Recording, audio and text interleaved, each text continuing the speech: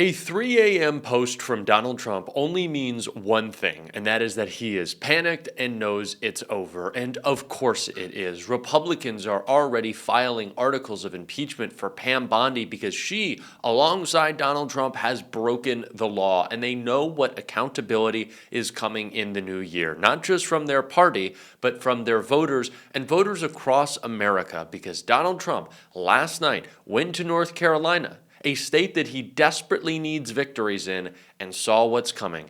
Not just accountability from the law, but accountability in the midterms. We're going to get into it all in the insane post that Trump made after his rally was a disaster and after he was hit with an Epstein bombshell. But before we do, if I could quickly ask you, leave a like on this video, and if you haven't already and you enjoy our channel, to hit that subscribe button because it goes a long way in supporting our work. Now, before we get into why Donald Trump melted down and the insane 3 a.m. post he made because of that meltdown, I want to start with all the context that we need from last night's Epstein drop of a very small number of files that still exposed and implicated Donald Trump.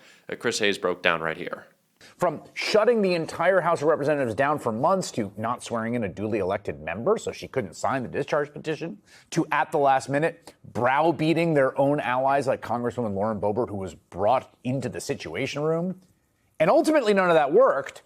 The law passed both houses. Donald Trump was forced into signing it clearly against his will. And so today, on the day of the deadline, they have released some and only some of the documents that they were required by that law to release. Thousands of documents, including scores of photographs of Epstein's properties, including massage rooms, along with photos of young women and vacation locales, and notably former President Bill Clinton. Now, we should note here, these are all just photos. We don't know the context in which any of them are taken, but President Clinton appears in several photos alongside Epstein, Ghislaine Maxwell, and redacted persons. In one image, Clinton appears with a redacted woman sitting on his lap. You just saw that. In another, he is with a redacted person in a jacuzzi. In response, President Clinton's spokesperson released a statement reading in part, quote, "The White House hasn't been hiding these files for months only to dump them late on a Friday to protect Bill Clinton. This is about shielding themselves from what comes next or from what they'll try and hide forever." It certainly does appear that photos of many other men have been blacked out. There are a ton of redactions, entire documents like the one you see here, completely blacked out. And not just documents. Faces are blacked out, but not always consistently. DOJ said they blacked out the faces of victims and minors, which I think everyone agrees and the law requires them to do. They also appear to be some grown men whose identities are obscured. And get this. Sources tell Fox News that more than a dozen politically exposed people and government officials' names appear in the hundreds of thousands of pages of Jeffrey Epstein files made public Friday.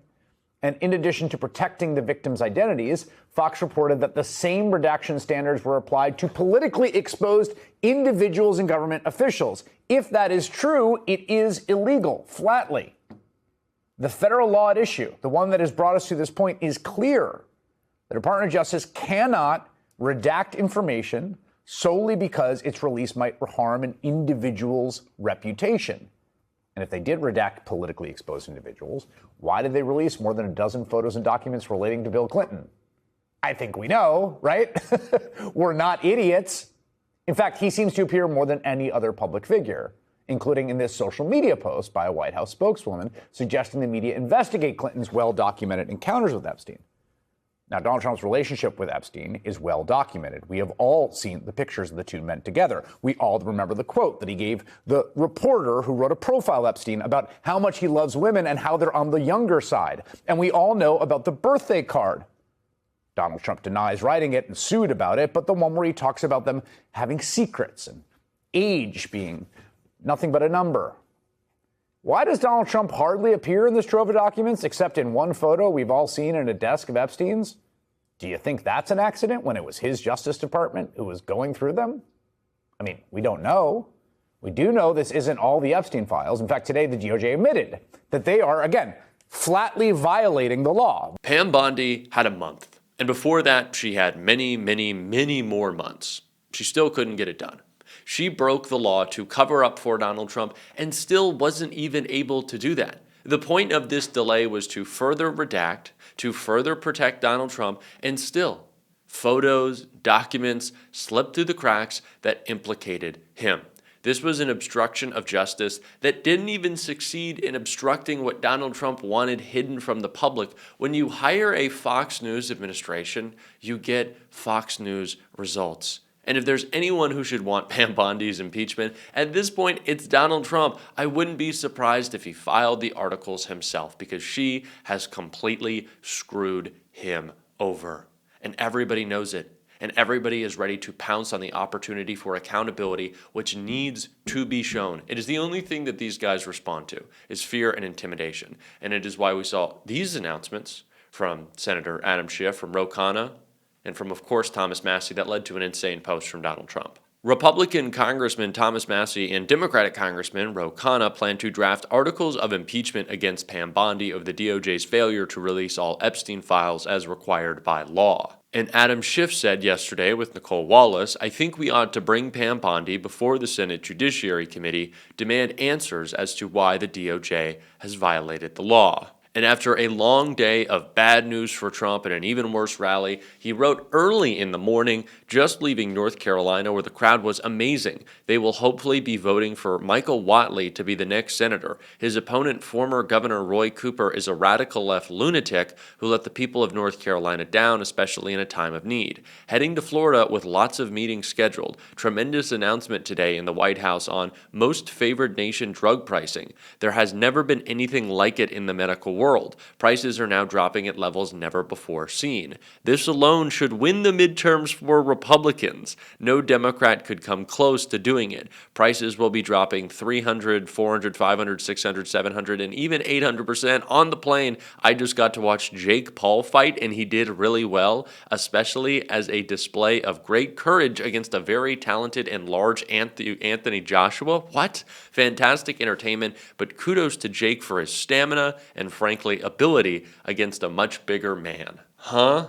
Donald Trump is talking about the Jake Paul fight in his closing message of why Michael Whatley, who is going to get just absolutely obliterated in North Carolina by Roy Cooper, should be their next senator. Donald Trump didn't sell anything to the people in North Carolina last night. He went in, he ranted, he raved, he attacked Hillary Clinton, he attacked Jasmine Crockett, he talked about how many times he takes cognitive tests, and he tried to distract everyone in that very small crowd, by the way, and we talked about it. It is a teeny tiny crowd, teeny little tiny crowd. And Donald Trump tried to distract them from the fact that he is a criminal whose best friend of 10, 15, maybe we can call it 20 years because it seemed like they were hanging out on the side. Jeffrey Epstein was a pedo. And it tells us a lot about Donald Trump, considering how much we learned about his disgusting behavior towards little girls in those files. And all the while, Megyn Kelly was trying to tell us. Remember, Megyn Kelly was trying to tell us? Well, no, it's not really children that Epstein was having around him, was abusing. They were teenagers. It's different. Really, Megyn Kelly? Because I saw a lot of photos of kids. And now Donald Trump is going to have to answer for that. And again, as I'll continue to say, what should make us so, I think anxious might be the word for what comes next, and worried just about how deep this goes, is if all the photos that we saw last night were just the tip of the iceberg, if that's what Pam Bondi was okay with us seeing, if that's what she wanted us to see, and that was just 1% of the Epstein files, if that's what she was okay with us seeing, those disgusting images, what comes next? What is Trump involved in? What else are we going to learn? What are we going to learn about the cover-up that happened in the first administration? Because the Epstein file isn't just full of emails between Epstein and his associates, photos, disgusting videos of Epstein abusing girls.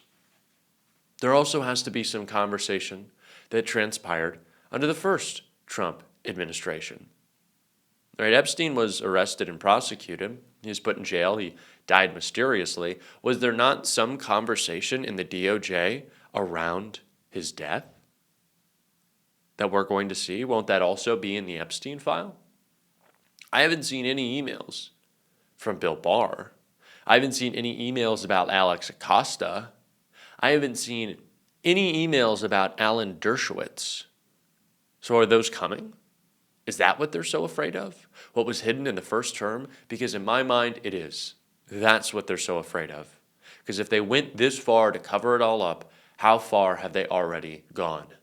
Those are the questions that I want to ask. Those are the questions that Jamie Raskin is certainly asking, and he did right here. What I've seen looks like my weekly recycling pile, except heavily redacted, in some places absolutely redacted. But the point that this survivor and all the survivors have been making is absolutely right. I mean, this is a huge tug of war over whether there will be truth and justice and accountability for the predators here. Look, I think that New York Times article makes clear to anybody who hasn't already been convinced of it that these were scenes of absolute predatory bacchanalia and exploitation of women and girls. And the question is now, what will the government do about it? And we saw how Donald Trump just switched sides at the last minute to say, oh, yeah, everybody vote for this, figuring that they would proceed to sandbag and undermine the disclosure, which they have done. Everything was supposed to be released today.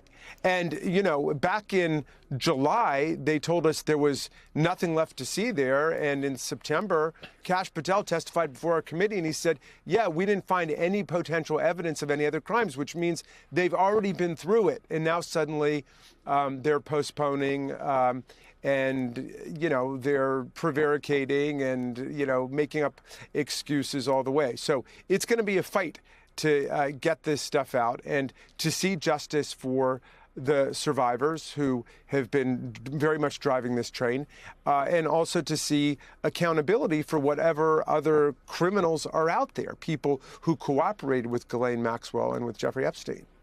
So I can't see what the upside is for Kash Patel and Pam Bondi and Todd Blanche to be involved in this. It seems that Dan Bongino has made a decision that he's not going to stick around the FBI because he doesn't feel like being involved in this.